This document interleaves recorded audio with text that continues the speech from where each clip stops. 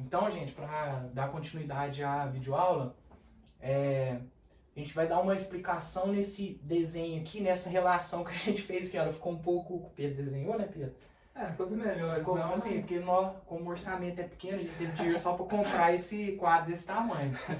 Então aí... Mas a gente vai explicando, né? A gente vai explicando, é só vocês ficarem atentos ao que a gente tá falando, que caso vocês não consigam ler, a gente vai falando. Dá pra ler, dá pra se ler. você Forçar, estiver prestando atenção, não estiver dormindo aí na videoaula, porque eu, particularmente, quando eu tô vendo videoaula, nossa senhora, eu tenho que ficar tomando café ou lavando o rosto toda hora, que dá vontade de dormir, né? Mas a nossa não dá vontade de dormir, não, porque a nossa é boa, interativo. Então vamos lá. Então, gente, essa imagem aqui é só para demonstrar a farmacocinética como um todo, né? Os 4 processos envolvidos, né? Tanto essa imagem aqui, ela demonstra a absorção, né? A distribuição, a metabolização e a excreção. Só que isso que a gente só vai dar uma... Como a gente vai falar de absorção nessa aula, isso aqui é só para vocês terem... Se vê onde, assim, uma noção geral. Uma noção geral da farmacocinética, agrupando esses 4 conceitos aqui: absorção, distribuição, metabolismo e a excreção. Então tudo começa, né, com a dose do fármaco, né? Todos concordam que para você saber, assim, para ser considerado um fármaco, você tem que saber no mínimo a dose, né? As características também. As características do fármaco, né? Solubilidade. Isso tudo são fatores que a gente vai explicar mais pra frente, que são fatores importantíssimos na absorção de um fármaco, né? Como também da biodisponibilidade. Então, a dose do fármaco é o necessário. É o que eu gosto de diferenciar uma droga lícita de uma droga ilícita pela dose. É um dos fatores. Uma droga lícita, um fármaco, você conhece a dose, você sabe a biodisponibilidade do fármaco, você sabe o quanto vai ser absorvido. Agora, uma droga ilícita que você compra sem controle de qualidade, né, que traz vários malefícios para a saúde, você não sabe o que? A dose que você está ingerindo, concorda? Então, o primeiro de tudo é a dose do fármaco, né? Então, a partir da dose do fármaco, né, aqui entra o que o Pedro vai falar no próximo assunto, no próximo toque, que é as vias de administração. Então, aqui na dose do fármaco, a gente tem o quê? As vias de administração, que pode ser oral, via enteral ou parenteral, né? Então, a partir da dose do fármaco, a gente vai ter o quê? A liberação do fármaco. Porque a gente sabe que o fármaco, ele não é só o fármaco, ele tem os seus recipientes, né? Ele é um conjunto de substâncias para que ocorra a liberação do princípio ativo. Muitas vezes pode depender... suco gástrico, essas coisas. Tudo são fatores. Na questão. Aí aqui a gente tem então a liberação, a absorção. Então aqui vai ocorrer a absorção, que a gente vai explicar de uma forma mais detalhada nessa mesma videoaula, né? E aqui é só para demonstrar todas as outras fases da farmacocinética que a gente vai demonstrar em outras aulas, né? Então depois que ocorre a absorção do fármaco, a gente vai ter o fármaco que a gente colocou aqui, o compartimento central. O compartimento central é essa parte em preto aqui que o Pedro mudou, ó. Compartimento central nada mais é do que o sangue, do que o plasma sanguíneo, né? Que é onde o fármaco o organismo vai absorver, né? Então o principal objetivo de todo fármaco livre é o quê? É estar no compartimento central. O que é o compartimento central? É a corrente sanguínea. Nem 100% do fármaco que você toma aqui no começo é absorvido e entra no compartimento central. Uma certa porcentagem já é perdida aqui e já vai para a excreção. Isso, e é isso que o Pedro fala, é importante, né? A gente tem alguns fatores que influenciam na absorção dos fármacos. A gente vai entrar em mais detalhes neles para frente. Então aqui a gente tem o fármaco livre, né? Esse fármaco livre, ele nem sempre é livre. Ele pode se ligar às proteínas, as chamadas proteínas plasmáticas, como a albumina. E qual que é a principal diferença entre o fármaco livre e o ligado às proteínas? Principalmente a questão do efeito. Quando ele está ligado a proteínas, o efeito dele cai, ele já não tem a mesma eficácia. Para ter o efeito, ligar o receptor e tal, ele tem que estar na forma livre. Isso é importantíssimo que o Pedro falou. O fármaco ligado às proteínas, ele não tem o poder de se ligar ao local de ação terapêutica. Então a gente tem um fármaco livre, todo fármaco ele tem uma porcentagem de ligação a proteínas plasmáticas. Isso a gente consegue encontrar na literatura. Então, tem fármacos que se ligam a 100% de proteínas plasmáticas, outros a 30%. E lembrando que esse processo é o quê? Reversível. A gente não vai entrar muito em detalhe nessas questões, porque isso tudo vai ser abordado em outras videoaulas. Mas só lembrando que o fármaco livre, só ele é capaz de ter o local de ação terapêutica, só ele é capaz de ativar os receptores, né? Lembrando que fármaco ligado às proteínas não tem essa capacidade. Principalmente a albumina. A albumina, né, no caso de compostos ácidos. Então aqui a gente tem o fármaco livre que pode também, né, ou ele pode se ligar ao local de ação terapêutica, ou ele pode ir para o local de ação inesperada. Aqui, gente, é o local onde a gente vai ter as conhecidas reações. Minha letra não é muito bonita, acho que você já deve ter percebido. Reações adversas, né? Por quê? Porque o fármaco livre, ele pode ir para o local de ação terapêutica, mas a gente sabe que a gente não tem nenhum fármaco totalmente o quê? Como fala, quando ele é totalmente guiado. Ele não é totalmente específico, a palavra certa é específico. Não existe nenhum fármaco que é totalmente específico. Por isso que ele tem o quê? Reações adversas. Por quê? Porque ele vai se ligar no seu local de ação terapêutica, mas ele também, o fármaco, ele vai se ligar aonde? No local de ação inesperada. Se eu tô com uma dor no dedão, não tem como eu tomar um fármaco que vai tirar a minha dor somente do dedão. Ele vai agir em outras regiões do nosso corpo. Por quê? Porque ele não é totalmente específico para, por exemplo, o dedão do pé. Então ele se liga em outros locais de ação o quê? Inesperada, né? Então aqui que a gente vai ter as famosas reações adversas, né? Um fármaco seguro é quando tem menos reações adversas, né? Mas a gente sabe que, dependendo do fármaco, ele pode ter uma alta incidência de quê? De reações adversas. Esse fármaco, né, ele pode sofrer metabolismo, né? Metabolismo sempre sempre não, na maioria das vezes no fígado, né? Que é onde corre a maior parte do processo metabólico, né? Você tocou um P450? Isso, a gente tem vários que vão fazer esse metabolismo. Depois a gente vai entrar mais nessa questão. Tem indutores e inibidores que aumentam esse metabolismo também. E esses metabólitos, quando passam pelo fígado, por exemplo, um fármaco pode ser transformado em metabólitos o quê? Metabólitos inativos. Esses metabólitos inativos vão ser excretados na urina. Ou fármaco livre, né?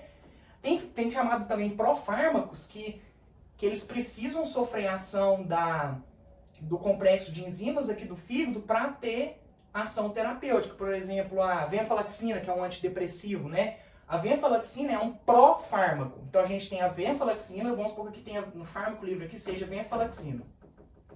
Venlafaxina. Essa venlafaxina, ela não é capaz de se ligar ao seu local de ação terapêutica. Ela não é. Mas você ingere venlafaxina, né? Aí ela vai pro fígado, né? No fígado ela sofre uma metabolização. Aí ela é transformada em quê? Em desvenlafaxina. Desvenlafaxina. E como o Pedro colocou aqui, esse processo é o quê? Reversível. Então a desvenlafaxina volta como um fármaco livre, né?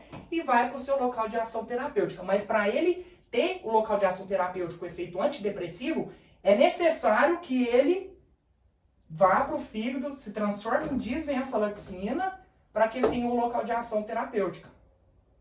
E também esse fármaco livre, ele pode o quê? Ficar em reservatórios teciduais, que é um processo reversível, principalmente tecido adiposo. A gente viu que alguns antidepressivos, dando exemplo de antidepressivos, que eu não tomo muito. Você já falou, né? Eu tomo antidepressivo, né? Eu tomo a paroxetina, então ela costuma engordar uma engordadinha. Por quê? Porque ela fica em reservatórios teciduais, como tecido adiposo. Ela fica retida aqui, mas é um processo também reversível. Lembrando, gente, que essa ligação a proteínas plasmáticas, vamos supor que a gente tem 80% dos fármacos ligados a proteínas plasmáticas. Aqueles 20% que estão indo para o local de ação terapêutica, quando eles chegam aos seus receptores, esses fármacos que estão ligados a proteínas plasmáticas, esses outros 80%, eles vão se desligando aos poucos e voltando a ser fármaco livre. É meio que um processo de gradiente, né? Isso, é um processo de gradiente de concentração mesmo, né? Vai diminuindo a concentração no plasma, vai sendo liberado das proteínas. Isso. Então aqui, gente, é só para mostrar essa relação mesmo. Aqui a gente vai dar umas pausas, porque a gente sabe mexer com edição, quando ele gosta de fazer edição do vídeo. Então aqui a gente vai fingir que a gente vai apagar tudo aqui e a gente vai voltar com outra coisa pronta. Então, gente, vamos continuar aqui falando sobre absorção, né? Agora a gente vai entrar nos fatores que vão influenciar a solubilidade do fármaco, né? Então aqui a gente tem a solubilidade, né? Que é um fator importante. Então, quanto mais sólida a substância, porque o fármaco, né, ele pode vir em vários tipos de formulações, né? Por exemplo, formulações sólidas, essa aqui de sólidas, elas vão ter o quê? Uma absorção mais lenta. Então aqui, ó, vou pôr ABS de absorção mais lenta. Então, fármacos sólidos, né, eles têm o quê? Uma absorção mais lenta. Por exemplo, comprimidos, drágeas, né, são formulações que vão ter uma absorção mais lenta pelo fato dele ter que se dissolver, dele ter que liberar, né? Então, a absorção do fármaco, consequentemente, ela vai se tornar mais lenta. Agora, já para formulações líquidas, a gente vai ter uma absorção mais rápida. Justamente por isso, né? Além de aumentar a superfície de contato, ela não precisa de se dissolver, né? O princípio ativo ele já vai estar no meio líquido, né? Então, a absorção, ela, consequentemente, ela vai se tornar mais rápida. Então, para formulações, né, para fármacos sólidos, a absorção é mais lenta. Para substâncias líquidas, a absorção vai ser um pouco mais rápida. Então, é o primeiro fator assim, importante, né, na solubilidade de um fármaco. Principalmente por causa da área de contato, né? A área de contato do líquido é maior que a do sólido. Em relação à área de absorção, principalmente no organismo do ser humano, qual vai ser o local de maior área de absorção? Principalmente o intestino. Principalmente falando da questão da via oral, né? Isso. O intestino tem metros e metros de tamanho. Por exemplo, se comparar com o estômago, é bem menor a área de absorção lá. Então, o principal local de absorção do nosso organismo é o intestino. Então, quanto maior a área de absorção, maior vai ser a absorção. Bem diretamente proporcional. Aqui a gente tem a circulação local, né? Essa questão, assim, também é de grande influenciadora na questão da solubilidade de um fármaco. Então, se eu tenho uma circulação local grande, né? Um local com grandes vasos sanguíneos, com vasodilatação, o que vai acontecer? A minha absorção, ela vai aumentar. Então, se a minha circulação está alta, circulação local alta, eu vou ter uma maior absorção. Se minha circulação local está baixa, eu vou ter uma menor absorção. Por exemplo, se eu coloco uma compressa de água morna na perna, por exemplo, eu vou aumentar meu fluxo sanguíneo e, consequentemente, eu vou aumentar a absorção do princípio ativo. No caso de vasoconstrição, por exemplo, a gente vê em muitos consultórios na prática de odontológica, a gente vê alguns anestésicos locais, por exemplo, a benzocaína.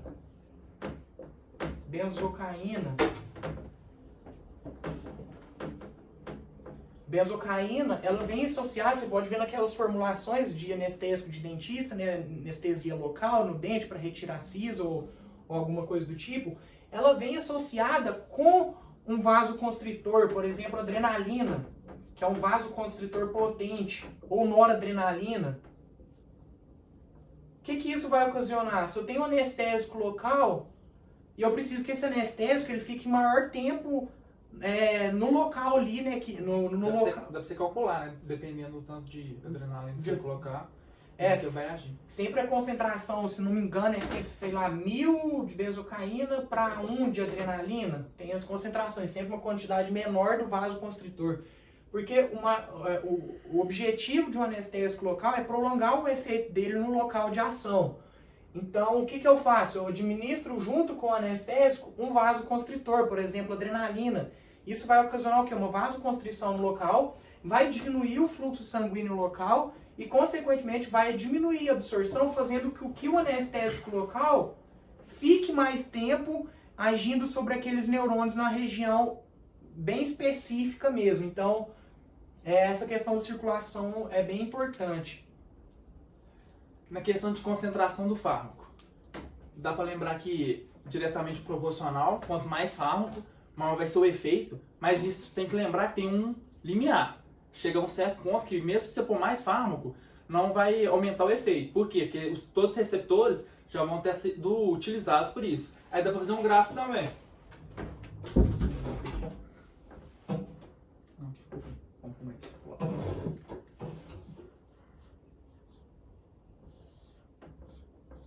Vamos pensar aqui quantidade do fármaco e aqui a quantidade de efeito. No começo, quanto mais fármaco você vai colocando, mais efeito vai tendo. Só que chega um ponto que você já não tem mais os receptores, né? Aí o que acontece? Você pode pôr mais, mas não muda a questão do efeito dele. Mas assim, teoricamente, quanto maior a concentração de fármaco, maior vai ser... Sim, até atingir o limiar ali dos receptores. Isso vai depender, assim, a gente vai falar um pouco mais pra frente sobre janela terapêutica, a gente vai mostrar uns gráficos, então depende muito disso também. E quanto mais aumentando aqui, mais chance a probabilidade do efeito tóxico. Do efeito tóxico, medicamento. isso. Qual a interação de alimentos? Pode falar isso também. A questão com interação com alimentos. Depende do remédio que você está tomando. Pode ser que vai ter efeito ou não. Quase todos já têm estudos em relação a isso. Por exemplo, tem alguns medicamentos que você não pode ingerir com alimentação, porque muda ali o pH do estômago e bota mais ácido, já que você ingere um alimento. Qual mais outra questão? Pode demorar a absorver mais tempo, já que você está com um alimento ali, vai demorar a questão da absorção. Isso, tem fármacos que necessitam ser tomados. A gente tem, por exemplo, alguns anti-inflamatórios não esteroidais que eles agridem a mucosa intestinal, então eles devem ser utilizados com... fator de proteção. Isso, ele tem que ser utilizado com alimentação justamente para não agredir a região da mucosa intestinal. Então isso vai variar muito de alimento, só que tem fármacos, medicamentos que precisam ser utilizados com o estômago vazio, né? Então isso vai variar bastante de medicamento para outro. E outro fator que a gente tem é pH e pK do fármaco, que vai influenciar diretamente na solubilidade. Eu vou apagar o quadro aqui e vou deixar algumas coisas escritas para estar explicando para vocês depois. Então, gente, agora a gente vai falar sobre o pH e o pK do fármaco, que é outro fator que influencia na solubilidade do fármaco, né? na questão dele ser absorvido com mais eficiência ou não. É uma parte mais da química, né? Mas eu acho mais chata. Mas é importante pra... eu gosto, é bacana. Não, é chato. Não. Pra saber a absorção é só... Então, gente, teoricamente importante. Temos que saber, né, que toda substância química, ela tem o seu pKa, né? Ela tem o seu pH, né? No qual ela vai se adaptar de uma forma, assim, como que eu explico isso de uma forma didática? Que ela vai se adequar melhor. Então eu tenho... Cada fármaco, então, tem o seu pKa. O que seria esse pKa do fármaco? pKa do fármaco é uma constante, né? Igual a gente aprende isso no ensino médio. pKa é uma constante no qual 50% do fármaco vai estar na sua forma ionizada e 50% do fármaco vai estar na sua forma o quê? Molecular. E é a molecular que vai ter o efeito, né? E vale salientar, gente, que é a forma molecular do fármaco que é a forma lipossolúvel. Então é essa forma molecular que é a forma o quê? Lipossolúvel, né? Então, a forma molecular que é a forma lipossolúvel, né? Então, por exemplo, aqui a gente tem um ácido fraco, então, só para clarear as ideias. Então, a maioria dos fármacos, né, eles estão em sua forma ácida, a maioria dos fármacos, eles são ácidos fracos, ou eles são o quê? Bases fracas. Lembrando que a gente tem ácidos fortes, ácidos fracos, bases fortes, bases fracas. Os fármacos, em sua maioria, né, eles estão em sua forma fraca ou base fraca. Assim, o que isso é importante pra gente? Porque se um fármaco é ácido, ele vai ter uma melhor absorção em meio ácido.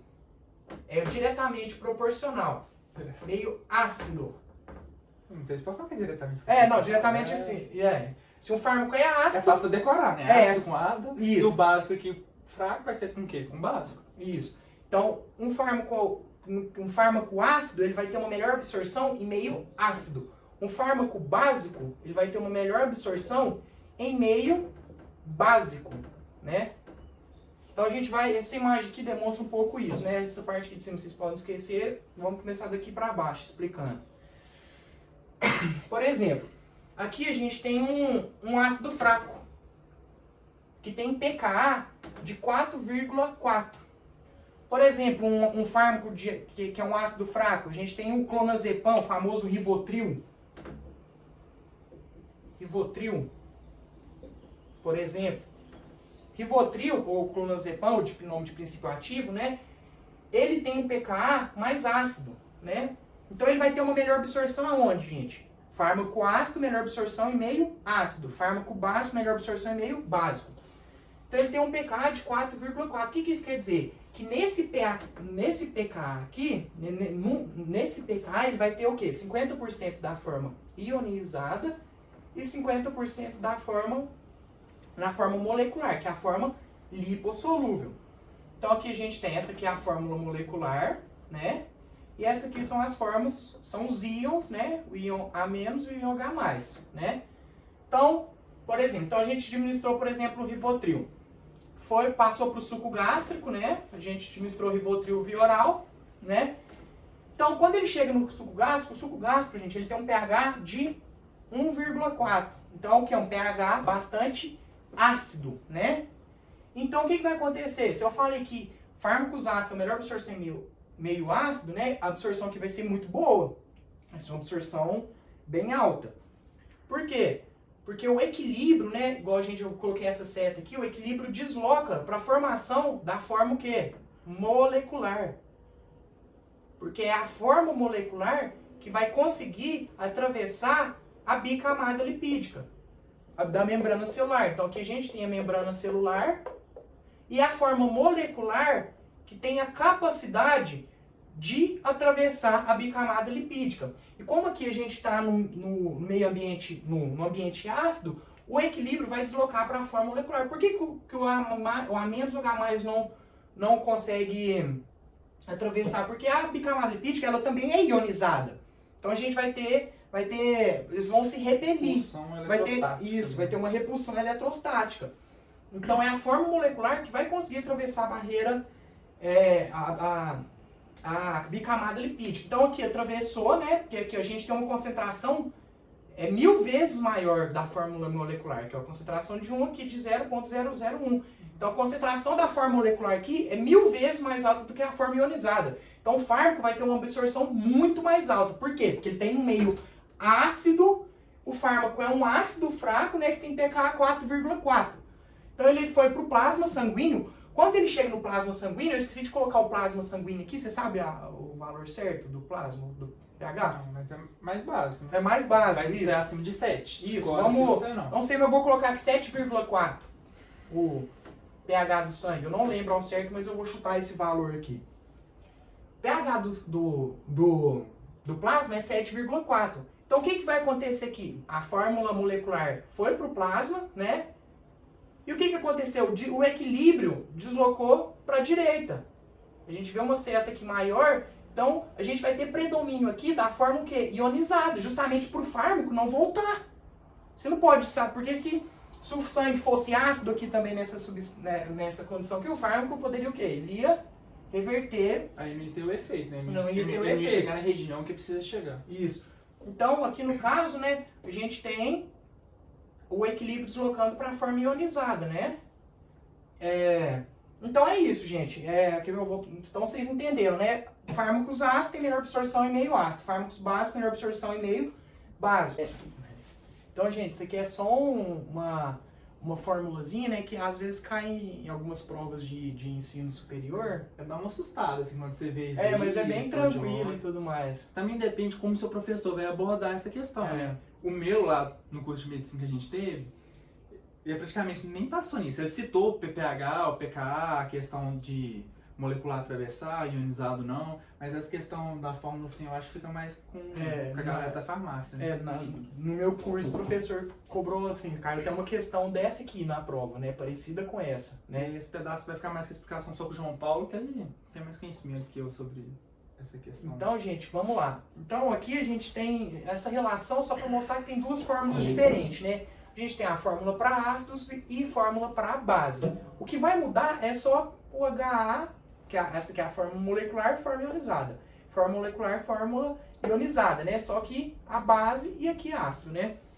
Então, hoje, o que é a fórmula? É o pKa, né? O pKa do fármaco é igual o pH do meio mais log de HA, log da fórmula molecular dividido pela fórmula ionizada. Então, por exemplo, aqui, ó, a gente tem o AAS, que é o ácido acetil salicílico, né? O famoso AS, né? O AS, gente, ele é um ácido fraco. Ele tem como pKa 3,4, né? Então, quer dizer que nesse pKa, 50% do fármaco vai estar na sua forma ionizada e 50% na sua forma molecular. Ele é o que, gente? Um ácido fraco. Seguindo o mesmo raciocínio que a gente disse antes, fármacos ácidos vão ter melhor absorção em meios ácidos, né?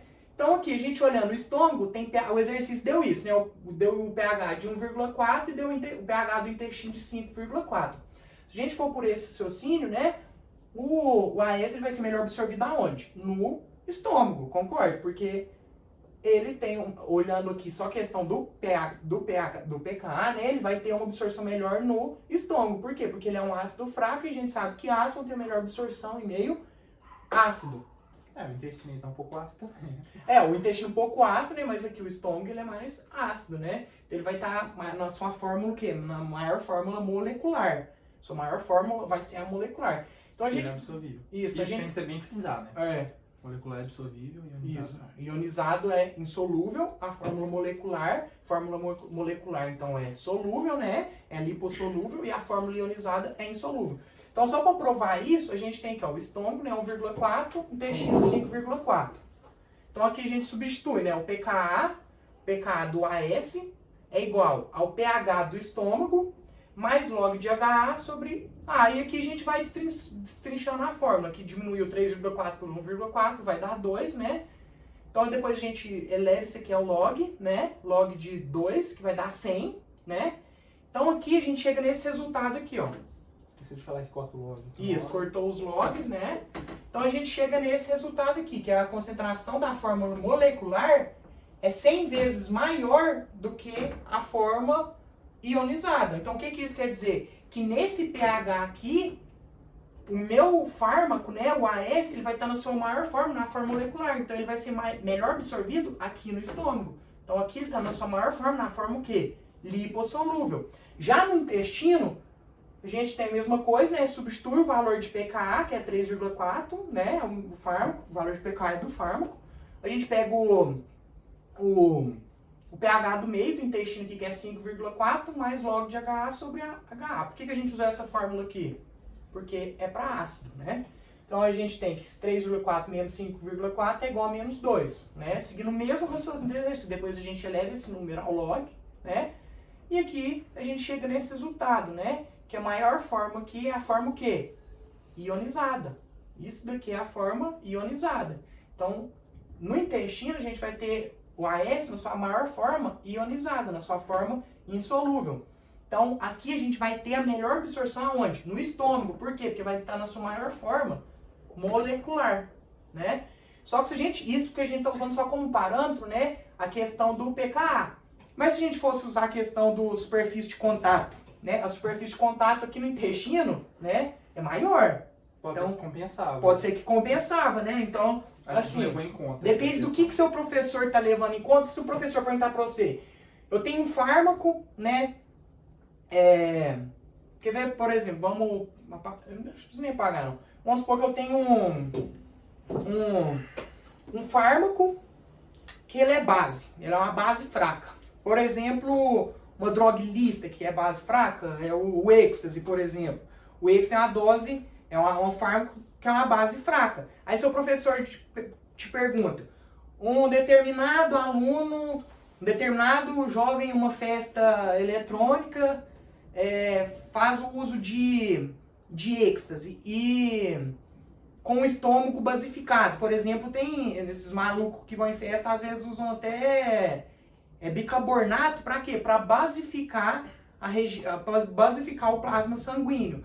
Então, o que vai acontecer? Ele vai ter uma melhor absorção aonde? No estômago, que é ácido, ou no intestino, que é básico?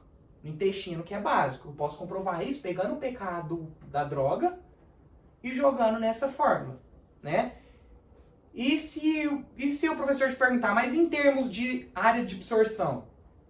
Vai ser o intestino também. Por quê? Porque o intestino tem uma área de absorção maior do que o estômago. Então, tudo vai depender do que seu professor tá pedindo. Mas para trazer tipo uns casos clínicos aqui, quando a gente a gente pode trazer uns casos clínicos, né? Porque essa questão do pH, ela é bastante importante. Vai ter um assunto de um problema de saúde pública que a gente tem aí, né? o uso de drogas ilícitas, né, assim, de uma forma altamente potente, como, assim, se vocês conhecerem alguém que gosta de usar, por exemplo, o MDMA, que é uma droga, que é o famoso êxtase ou bala, é uma droga básica. E tem indivíduos que vão para a festa e utilizam tomando bicarbonato cerca de 10 a 20 minutos antes de tomar a droga. Por quê? Porque isso vai basificar, né, a região do intestino, além de basificar o estômago. Tem gente que toma até uma quantidade muito grande de sal de fruta, bicarbonato, alimenta bem. Por quê? Só que isso é perigoso, gente, porque você vai ter uma absorção muito alta. Porque a droga já é básica, então você basifica mais o seu intestino, então você vai ter uma absorção muito violenta, né? Você vai ter uma absorção muito rápida. Então, se você quiser, sempre que você quiser ver o que vai predominar, claro que se você analisar se o fármaco é ácido, você vai ver aqui, ó, o fármaco é ácido ou básico? É básico, então vai ter uma melhor absorção e meio básico. Se você quiser comprovar isso, só você fazer essas fórmulas aqui. Você destrinchando essas duas fórmulas, você consegue ver onde o fármaco vai ter uma melhor absorção, né? Usando como relação esse fator de pKa, né? Então, gente, agora a gente vai começar a falar um pouco da janela terapêutica. Para isso a gente trouxe um gráfico e a gente vai usar como exemplo uma pessoa que está começando a tomar um medicamento. Por exemplo, no primeiro dia que ela toma esse medicamento, ela não vai ter efeito, mas como você vai aumentando a dosagem, chega um tempo que você vai ter o início do efeito desse medicamento. Mas aí o que vai ser? Vai ser a concentração, você vai estar com a concentração efetiva mínima para essa resposta desejada. Aí com o tempo pode ir aumentando até você chegar ao efeito máximo. Aqui, entre o efeito mínimo e o efeito máximo, é considerado a intensidade do medicamento. Se você for aumentando muita dosagem, você pode chegar até a parte tóxica dele. A partir de que vai ser tóxico? A partir da concentração efetiva mínima para as respostas adversas. E a janela terapêutica vai estar onde? Vai estar entre essa concentração efetiva mínima para as respostas adversas com a concentração efetiva mínima para a resposta desejada. Isso vai ser a janela terapêutica, esse intervalo entre o mínimo desejado e o mínimo para uma resposta adversa. E com isso a gente pode determinar a fórmula. Janela terapêutica é a concentração tóxica mínima ou a concentração efetiva mínima para respostas adversas, dividida pela concentração efetiva mínima para a resposta desejada. Você quer complementar, João Paulo? Então aqui nesse espaço aqui, gente, então a gente tem os efeitos terapêuticos, né, do fármaco. Efeitos terapêuticos, né, os efeitos subterapêuticos, onde a gente não vai ter efeito, e para cima daqui a gente tem os efeitos tóxicos. Só para frisar que a gente tem assim, vários perfis de tipos de medicamento que vão ter um perfil de gráfico de janela terapêutica diferente. Por exemplo, aqui, né? Vamos supor que aqui a gente também tem um tempo, né? A gente tem fármacos, aqui então a gente tem uma janela terapêutica, por exemplo, aqui vai ser nossa janela terapêutica, ó. Aqui vai ser janela terapêutica. Aqui a gente vai ter aqui a gente tem uma dose terapêutica, aqui uma dose subterapêutica e aqui a gente tem uma dose tóxica. Então a gente tem fármacos que seguem esse perfil de dose. Bota aqui tipo a concentração efetiva mínima e a máxima você não tem o efeito. Concentração efetiva máxima, concentração efetiva mínima. Por exemplo, um fármaco que segue esse padrão, concentração terapêutica. Dose terapêutica, né? Na primeira vez que você administra o fármaco, ele não chega na sua dose terapêutica. Mas a segunda vez que você administra o fármaco, ele já entra na sua dose terapêutica. Você vai administrando, vamos supor, esse aqui é o primeiro dia, aqui a segunda administração, terceira administração, e ele se mantém sempre de acordo com a administração, ele vai manter na dose terapêutica, né? Esse é um fármaco que vai seguir essa dose terapêutica.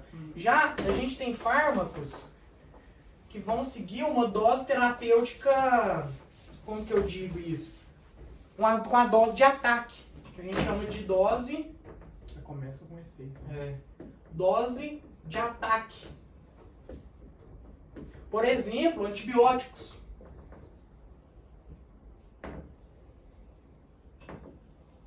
que é a mesma coisa. Que já a dose subterapêutica, né?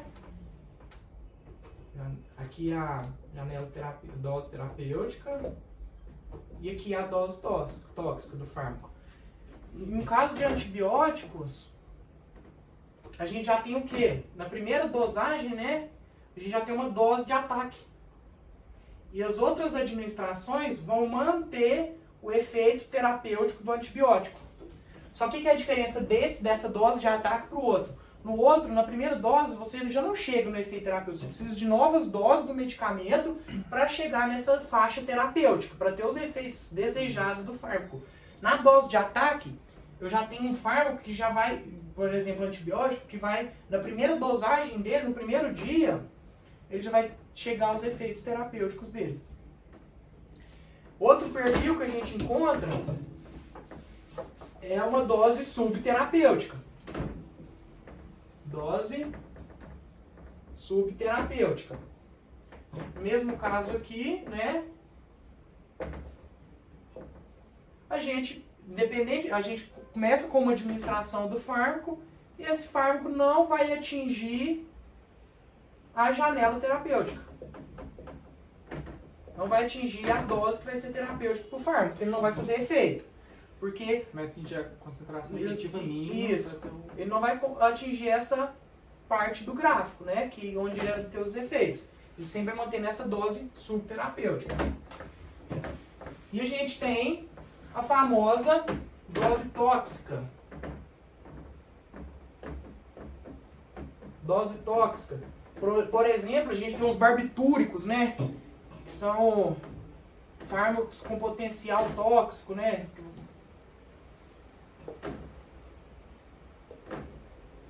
Então, na primeira dosagem, né, por exemplo, a gente já chega no efeito terapêutico, a segunda vai somando, né, a segunda administração, terceira, e chega na faixa tóxica do fármaco, né. Então, isso vai variar bastante, gente, do fármaco. Tem fármacos igual os benzodiazepínicos, o Rivotril, o Alprazolam, né, são fármacos que têm a janela terapêutica maior. É uma janela terapêutica grande. Então é mais difícil você conseguir chegar na dose tóxica. O importante de estudar a janela terapêutica é o quê? Para você saber a dosagem, que é uma questão de segurança. Quanto maior for a janela terapêutica, mais seguro vai ser o medicamento. Então a gente tem os barbitúricos, que são fármacos que podem causar. A digoxina. A digoxina é um fármaco que tem uma janela terapêutica muito curta. Digoxina para tratar a insuficiência cardíaca, né? É um fármaco que tem janela terapêutica muito curta. Vai trazer mais risco, aí então um cuidado maior. Até mesmo o paracetamol, né? O paracetamol não é um fármaco que tem uma janela terapêutica tão grande, igual os benzodiazepínicos. Apesar dos benzodiazepínicos, junto com álcool, né, causar... geralmente mais pra frente a gente vai entrar mais em detalhe, falar da farmacologia clínica, mas os benzodiazepínicos administrado com álcool, né, pode causar parada respiratória, mas ele em si sozinho é muito difícil a intoxicação por benzodiazepínicos. Tanto porque tem antagonista, né, tem um antídoto, mas também porque a janela terapêutica dele é maior, né? Então é isso. Gente, então para terminar a absorção até que enfim, a gente vai falar sobre biodisponibilidade. A gente só vai assim, não tem muito o que falar, né? Assim, a gente já falou bastante durante esse vídeo, só pra gente dar só uma ênfase para esse conceito tão importante dentro da farmacologia, né? Então, assim, igual a gente colocou aqui, o que seria essa biodisponibilidade? É a quantidade, assim, a relação entre o que você ingeriu de fármaco, né, e o que chegou à circulação sanguínea. Por quê? O que chegou na circulação sanguínea, né, para ter seus efeitos... É o que você perdeu, né, porque não é todo aquele medicamento que você tomou em si foi absorvido, uma certa porcentagem é perdida ao longo do caminho. Isso, então a biodisponibilidade, ela descreve nessa relação entre a quantidade e a velocidade de absorção a partir daquela forma farmacêutica que você ingeriu, então, seja ela sólida, líquida, né? Tudo que tem potencial de chegar à circulação sanguínea, né? O conceito é esse. Quantidade de fármaco que chegou ao local de ação a partir do momento da absorção. E a gente tem a gente tem alguns fatores que vão influenciar a biodisponibilidade, né? Igual as propriedades físico-químicas, igual a gente já disse bastante, né? Que são propriedades que influenciam na absorção também, né? Igual o tamanho da partícula, a forma do cristal, né? A solubilidade, o pH, o pKa, né? A gente tem o uso também na questão da farmacotécnica, né? A questão da formulação em si do medicamento. A gente sabe que o medicamento em si não é formado simplesmente só pelo princípio ativo, pela substância que tem o efeito terapêutico. A gente tem adjuvantes, né? A gente tem recipientes, a gente tem edulcorantes que vão conferir sabor, odor para a substância. A gente tem adjuvantes que vão que vão ajudar o fármaco a se desintegrar no momento certo. Então, é tudo isso, né? O tempo de dissolução do fármaco no ambiente estomacal, o tempo de esvaziamento gástrico, né? Quanto maior o esvaziamento... Opa, a porta abriu, né? Então, gente, depois dessa interrupção que minha mãe entrou no quarto aqui, acabou que ela não sabia que estava gravando, aí vamos continuar. Então é isso. Então são vários fatores que influenciam na biodisponibilidade, né? O tempo de esvaziamento gástrico, se o paciente tem alguma patologia, um problema no estômago, no fígado, questão da absorção em geral, né? Se vai ter mecanismo de primeira passagem ou não. Então são vários fatores que vão influenciar na biodisponibilidade. E tem um conceito, né, que muita gente confunde, que é bioequivalência com biodisponibilidade. São fatores, são questões diferentes, né? A bioequivalência é o estudo da biodisponibilidade, né, de duas formulações diferentes. Então são de dois fármacos, assim, são duas formulações diferentes, vamos supor, por exemplo, de dois laboratórios diferentes, mas... Tipo, dois remédios diferentes, isso, sem ter a mesma biodisponibilidade. Isso, que tem o mesmo princípio ativo. Então, o que é a bioequivalência? Ver a bioequivalência entre dois fármacos, por exemplo, um fármaco genérico, né? Uma formulação genérica e uma formulação referência, que têm o mesmo princípio ativo, só que são duas formulações diferentes. Mas tem coisas iguais, né? Tipo... o que tem que ser igual é o princípio ativo, né? O princípio ativo, a dose do princípio ativo, né? Para entrar nesses estudos. Potência também tem que ser tipo, a mesma. Mas a formulação é diferente, porque ambas as formulações vão ter recipientes diferentes. Então a bioequivalência é isso, né? Nada mais é do que o estudo da biodisponibilidade de duas formulações diferentes, né? Ou duas ou mais formulações diferentes que contêm o mesmo princípio ativo. Então com isso a gente fecha, né, a nossa videoaula de absorção de farmacocinética, né? Então a gente vai postar esse vídeo, né? Aí a gente vai colocando depois, a gente volta, então... Vamos agradecer o feedback aqui o feedback, né, mas a gente volta na gravação com videoaula depois de distribuição, né, de biotransformação e excreção para terminar a farmacocinética, e depois a gente vem com farmacodinâmica, né, depois a gente vem... clínica já. Pra clínica? Não, depois da cinética a gente vai para autônomo. a gente vai para farmacodinâmica, depois a gente vai para sistema nervoso autônomo, depois a gente começa a clínica, né, que são... Clínica é melhor. A gente tem um conteúdo muito grande para passar para vocês, né, e a gente não quer gravar simplesmente só... No início tá a farmacologia, mas mais para frente a gente pretende entrar com fisiologia, anatomia... Não, calma. Vamos calmar, mas assim, o objetivo é englobar tudo. Vocês pediram uma aula aí sobre AS, a gente vai fazer uma aula sobre AS, né? Vocês... Vamos ver. Não, Pedro, vai ter que... Então, faz joinha, filho. Como que é? Fazer o joinha, filho, de filme. Falou, galera.